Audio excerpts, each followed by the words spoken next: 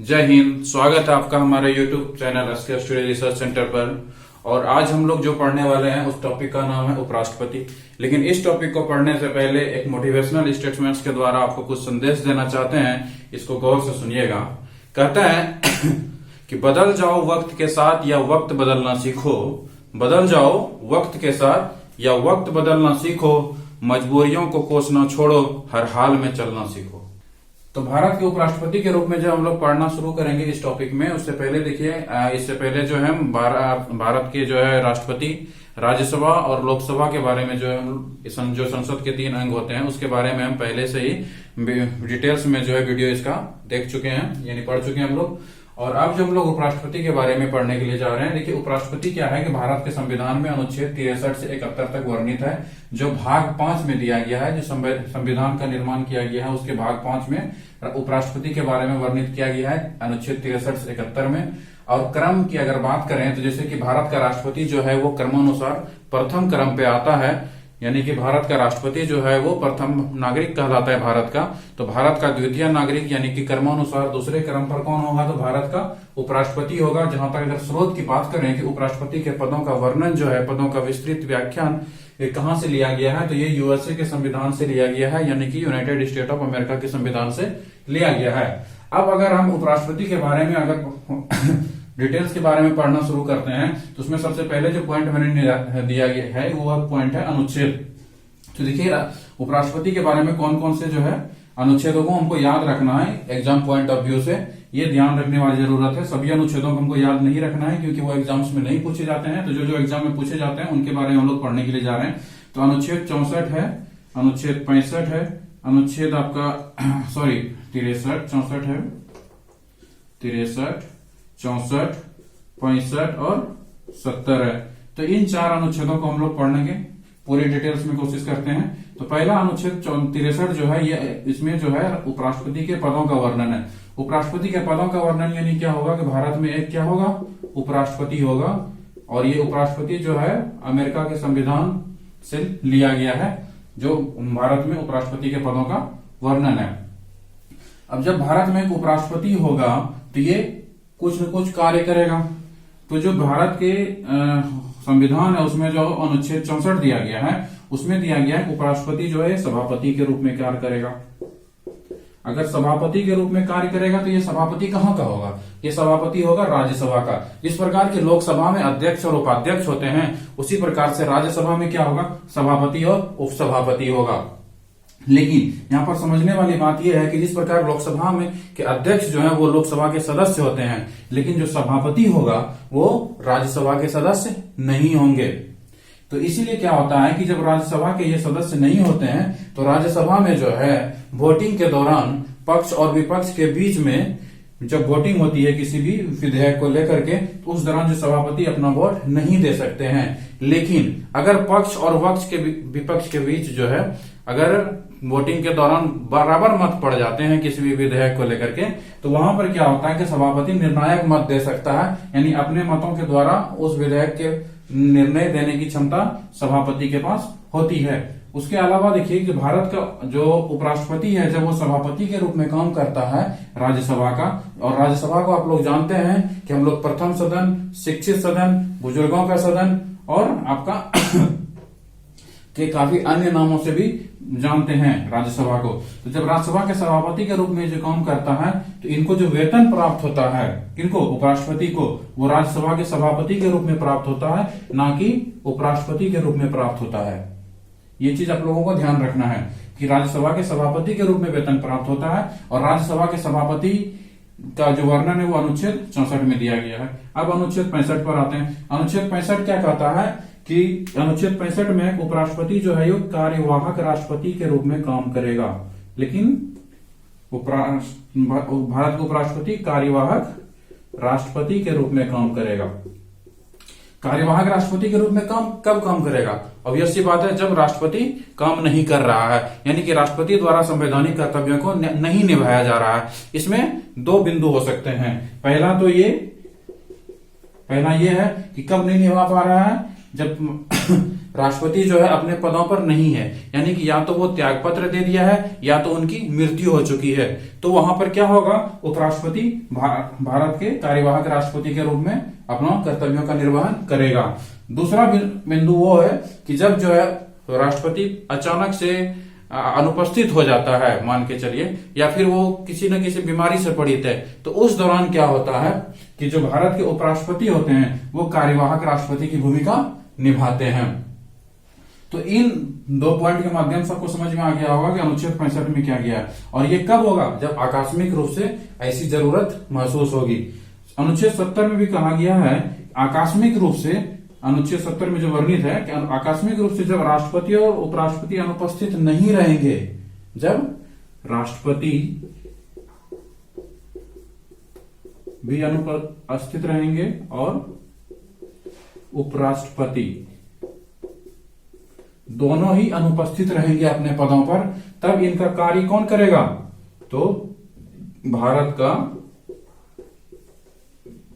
CJI यानी chief justice of India, जो chief justice of India होंगे कहां के, सुप्रीम कोर्ट के, यानी एससी के। तो सुप्रीम कोर्ट के जो भारत का सीजेआई होगा, चीफ जस्टिस ऑफ इंडिया होगा, वो राष्ट्रपति और उपराष्ट्रपति के जगह पर काम करेगा। अगर वहां पर मान के चलिए सीजेआई नहीं है, चीफ जस्टिस ऑफ इंडिया भी प्रेजेंट नहीं है, तो वहां पर कौन करेगा, जो सुप्रीम कोर्ट के अन्य वरिष्ठतम न्यायाधीश होंगे वो भारत के कार्यवाहक राष्ट्रपति के रूप में काम कर सकते हैं। ये था अनुच्छेद आपका 63, 64, 65 और 70। इन 4 अनुच्छेदों को आपको याद रखना है। एक बार फिर से देख लीजिए। 63 में उपराष्ट्रपति के पदों का वर्णन है, 64 में सभापति होंगे यानी कि राज्यसभा के सभापति होंगे, अनुच्छेद 64 के अनुसार कौन, तो उपराष्ट्रपति, और उन्हें जो वेतन प्राप्त होगा उपराष्ट्रपति के रूप में नहीं बल्कि सभापति के रूप में प्राप्त होगा। और जब पक्ष और विपक्ष के मत किसी भी विधेयक को लेकर के बराबर हो जाएंगे तो निर्णायक मत देने का भी प्राप्त उन्हें सभापति के रूप में रहता है। उसके अलावा अनुच्छेद 65 में जो कार्यवाहक राष्ट्रपति के रूप में काम करेंगे, जब राष्ट्रपति जो है अनुपस्थित रहेंगे तो उपराष्ट्रपति कार्यवाहक राष्ट्रपति का प्रभार संभालेगा। उसके अलावा अनुच्छेद 70 में है कि राष्ट्रपति और उपराष्ट्रपति आकस्मिक रूप से अगर दोनों अनुपस्थित हों तो वहां पर भारत का चीफ जस्टिस ऑफ इंडिया जो सुप्रीम कोर्ट के होंगे वो क्या करेंगे, राष्ट्रपति का कार्यभार संभालेंगे। और अगर सीजेआई भी नहीं है तो जो सुप्रीम कोर्ट के अन्य वरिष्ठतम न्यायाधीश होंगे वो राष्ट्रपति के रूप में कार्यभार देखेंगे। तो इनके बाद जो है अब हम देखेंगे निर्वाचन के बारे में। तो जब निर्वाचन के बारे में पढ़ेंगे तो निर्वाचन के बारे में हम लोग 2 बिंदुओं को मुख्य रूप से वर्णित करेंगे। कौन कौन से बिंदुओं को, निर्वाचन के बारे में जब हम लोग पढ़ेंगे तो सबसे पहले हम देखेंगे कि योग्यता क्या होनी चाहिए, योग्यता क्या होनी चाहिए, और दूसरा हम लोग देखेंगे शर्तें कौन कौन सी लागू होंगी ताकि कोई व्यक्ति क्या हो, निर्वाचन होने की प्रक्रिया में शामिल हो सके। तो भारत के उपराष्ट्रपति के निर्वाचन के लिए अगर कोई व्यक्ति अपना नॉमिनेशन फाइल करना चाहता है तो उनकी जो योग्यता है वो कौन कौन सी होनी चाहिए। पहला तो ये है कि वो भारत का नागरिक हो, भारत का नागरिक हो। दूसरा क्या है, यहाँ पर नागरिकता के साथ पर आप ये भी देख सकते हैं कि या तो वो नागरिक जन्म से हो सकता है या फिर वो नागरिकता प्राप्त की जा सकती है उसके द्वारा। दोनों ही मामलों में वो क्या है, भारत के उपराष्ट्रपति हो सकते हैं। नागरिक का मतलब ये हुआ। और दूसरा है कि उनका उम्र जो है वो 35 वर्ष होना चाहिए। तीसरा है कि वो राज्यसभा के सदस्य बनने के योग्य हो, राज्यसभा के सदस्य की योग्यता रखता हो। चौथा है लाभ के पद पर नहीं हो।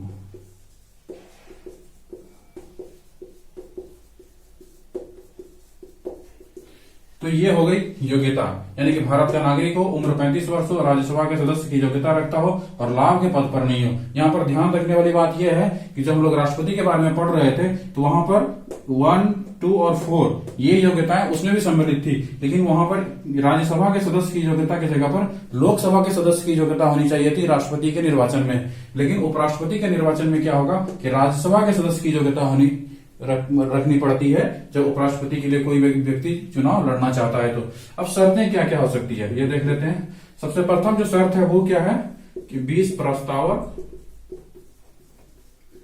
एवं 20 अनुमोदक होना चाहिए। 20 प्रस्तावक हो और 20 अनुमोदक हो।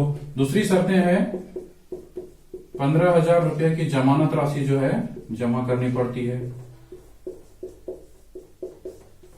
15,000 रुपए की जमानत राशि जमा करनी पड़ती है। और अगर कोई व्यक्ति मान के चलिए अगर 1/6 जो है वो अगर मत नहीं ला पाता है तो उनकी जमानत राशि जब्त हो जाती है। और अगर 1/6 या उससे ज्यादा मत कोई प्राप्त कर लेता है तो वो जमानत राशि क्या होता है, उसको लौटा दी जाती है। उसके अलावा आप देखिए तीसरा है कि दिवालियापन नहीं होना चाहिए। दिवालियापन नहीं हो। तो जब ये सारी योग्यताएं और ये सारी शर्तें कोई व्यक्ति पूरी करता है तो वो निर्वाचन की प्रक्रिया में शामिल हो सकता है। किनकी निर्वाचन की प्रक्रिया में? तो उपराष्ट्रपति के निर्वाचन की प्रक्रिया में शामिल हो सकता है। अब वो कौन कौन सी प्रक्रिया होगी, यानी किस प्रकार से जो है उपराष्ट्रपति का निर्वाचन होगा। तो जो उपराष्ट्रपति का निर्वाचन हो, तो देखिए जब हम लोग निर्वाचन की योग्यताएं और शर्तें हम लोग जब देख ली तो उसके बाद क्या है कि अब हम लोग प्रक्रिया के बारे में देखेंगे। तो निर्वाचन की जो प्रक्रिया है वो इलेक्शन कमीशन ऑफ इंडिया के द्वारा करवाया जाता है और इस प्रक्रिया में जो है निर्वाचक मंडल भाग लेते हैं और निर्वाचक मंडल के सदस्यों के रूप में जो है लोकसभा और राज्यसभा के सभी सदस्य भाग लेते हैं। सभी सदस्य का मतलब होता है कि वो निर्वाचित सदस्य भी होंगे और मनोनीत सदस्य भी होंगे। अब देखिए यहाँ पर क्या है कि ये तो हो गया कि कौन से सदस्य शामिल होंगे और कौन इसकी प्रक्रिया को करवाएगा। इलेक्शन कमीशन ऑफ इंडिया करवाएगा और शामिल होंगे लोकसभा और राज्यसभा के सभी सदस्य। अब है कि किस विधि द्वारा होगा, तो विधि क्या होगी? विधि यानी जो विधि होगी, जो प्रक्रिया होगी वो किस विधि से द्वारा होगी? एकल संक्रमणीय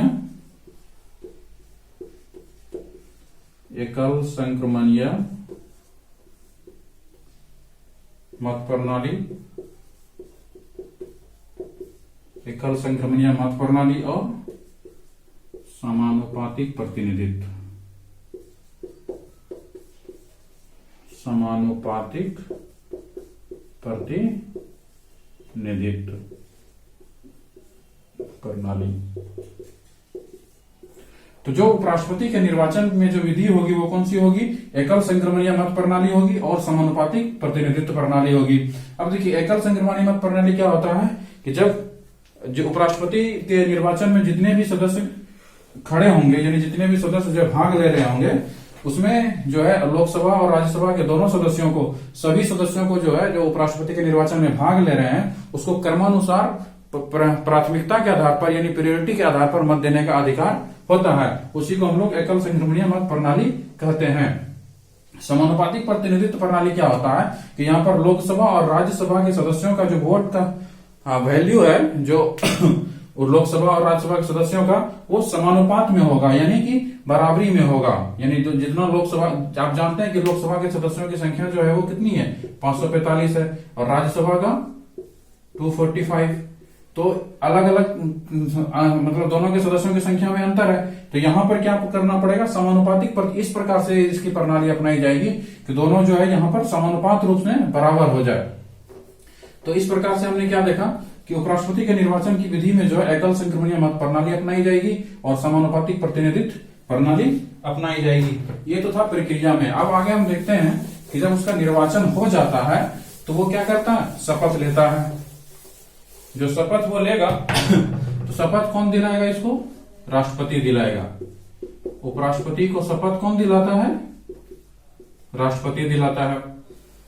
अब जब देखिए ये शपथ ले लेता है, ये शपथ किससे लेगा? राष्ट्रपति से लेगा। तो उसके बाद इसकी कार्यकाल शुरू होती है, यानी कि ये चीज पूछा जा सकता है कि इसका कार्यकाल कब शुरू होता है। तो शपथ लेने के साथ ही राष्ट्रपति का क्या होगा? कार्यकाल शुरू हो जाएगा। अब जब राष्ट्रपति का कार्यकाल शुरू होगा तो ये कितने दिनों का होगा? ये 5 वर्ष का कार्यकाल होगा। लेकिन इसको थोड़ा सा और विशेष रूप से पढ़ते हैं कि जो उपराष्ट्रपति का जो कार्यकाल है वो भी क्या है? 5 वर्ष है और राष्ट्रपति का भी कार्यकाल कितना है? 5 वर्ष है। लेकिन अगर यहाँ पर 5 वर्ष से पूर्व भी त्यागपत्र के द्वारा क्या है, ये उपराष्ट्रपति अपना पद छोड़ सकता है। यानी कि त्यागपत्र के द्वारा क्या होगा? उपराष्ट्रपति अपना पद 5 वर्ष से पूर्व भी छोड़ सकता है। तो ये तो हो गई कार्यकाल की बात। अब जब हम कार्यकाल को देख लिए तो इसके आगे आएगा आपका वेतन। तो वेतन जो है राष्ट्रपति को पहले 1,25,000 यानी 1.2 लाख रुपए जो है वेतन इसको दिया जाता था, जो कि इनकम टैक्स के दायरे में नहीं आता है। लेकिन अभी जो इसका वेतन है वो है 4 लाख रुपया। अभी जो इसका वेतन है ये 4 लाख रुपया महीना है। इसके साथ साथ सुविधाएं जैसे आवास सुविधाएं, काफी सारे विशेषाधिकार, भत्ते, ये सारी सुविधाएं इन्हें प्राप्त होती है जब ये अपने पदों पर कार्य कर रहे होते हैं। अब हम लोग देख लेते हैं कि मान लीजिए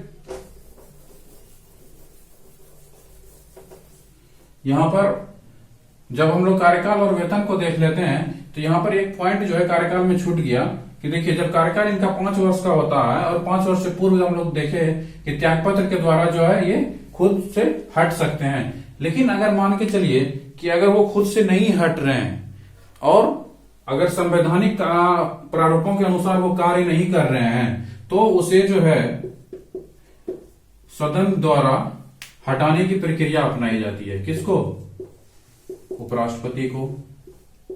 तो सदन द्वारा जो हटाने की प्रक्रिया होगी वो क्या होगी ये देख लेते हैं कार्यकाल में कि 5 वर्ष का होता है। 5 वर्ष से पूर्व वो त्यागपत्र द्वारा हट सकते हैं और त्यागपत्र किसको देगा? तो राष्ट्रपति को देगा। और अगर मान के चलिए वो त्यागपत्र नहीं देता है और संवैधानिक व्यवस्था के अनुसार काम भी नहीं कर रहा होता है तो उस मामले में हटाने की प्रक्रिया सदन द्वारा अपनाई जाती है। तो हटाने की प्रक्रिया में क्या होगा कि सबसे पहले 1/4 सदस्यों द्वारा, कौन सा सदस्य? राज्यसभा के सदस्य। यानी कि इसको हटाने की जो प्रक्रिया है वो राज्यसभा में ही शुरू की जा सकती है, लोकसभा में शुरू नहीं कर सकते हैं। तो 1/4 सदस्यों द्वारा यानी जो राज्यसभा के सदस्य होंगे संकल्प से अब 1/4 सदस्यों के संकल्प से क्या करेंगे? एक संकल्प पारित करके उसको 14 दिन पूर्व सूचना दिया जाता है। कितने दिन पूर्व? 14 दिन पूर्व। पहला कंडीशन क्या है कि 1/4 सदस्यों के संकल्प से जो है जो राज्यसभा के सदस्य होंगे उसके द्वारा जो उनको 14 दिन पूर्व सूचना दी जाती है कि आपको हटाने की प्रक्रिया अपनाई जा रही है। अब इस 14 दिन के दौरान जो है उपराष्ट्रपति अपना पक्ष रख सकता है और फिर भी अगर सदन संतुष्ट नहीं होता है तो इसमें जो है साधारण बहुमत से, ये चीज याद रखिएगा, साधारण बहुमत से क्या करता है सदन? उस संकल्प को पारित कर देता है और जब ये राज्यसभा से पारित हो जाता है तो फिर ये लोकसभा में जाता है।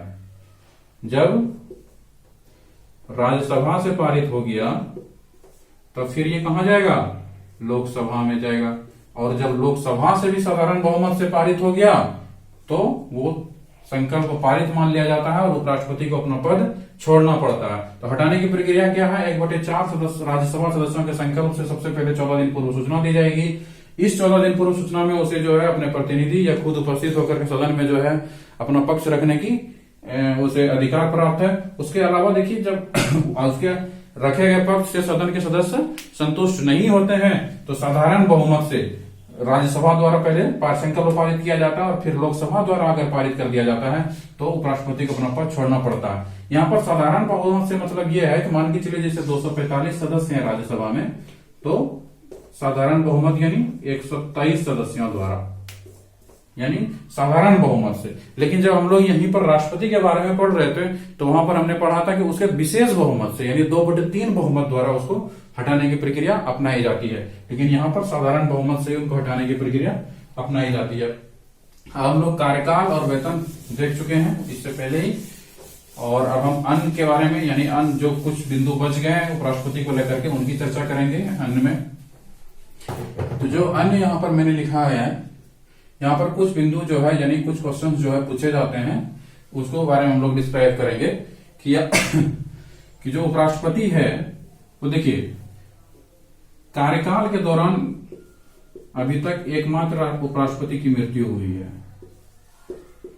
कार्यकाल के दौरान जो उपराष्ट्रपति है उनकी मृत्यु हुई, उनका नाम क्या था?